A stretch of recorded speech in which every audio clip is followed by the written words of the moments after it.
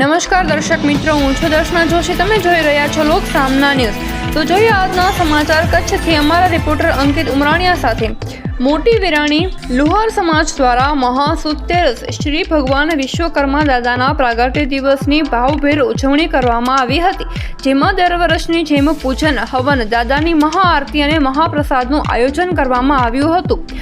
આ વર્ષે દિલીપભાઈ મણીલાલભાઈ મકવાણા અને એ દાદાના પૂજનનો લાભ લીધો હતો, તેમજ દાદાની શોભાયાત્રા પણ કાઢવામાં આવી હતી અને મહાપ્રસાદનું આયોજન શ્રી મોટી વિરાણી લોહાર સમાજ દ્વારા કરવામાં આવ્યું હતું. ત્યારબાદ બપોર પછી ભગવાન સત્યનારાયણની કથાનું આયોજન કરવામાં આવ્યું હતું.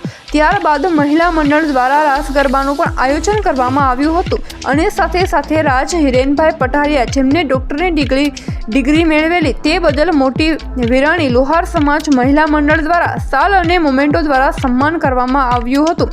આયોજનની સંપૂર્ણ માહિતી ભાવનાબેન શાંતિલાલભાઈ મારુ દ્વારા આપવામાં આવી હતી. તો ફરી મળીશું એક નવા સમાચાર સાથે. ત્યાં સુધી જોતા રહો લોક સામના ન્યૂઝ.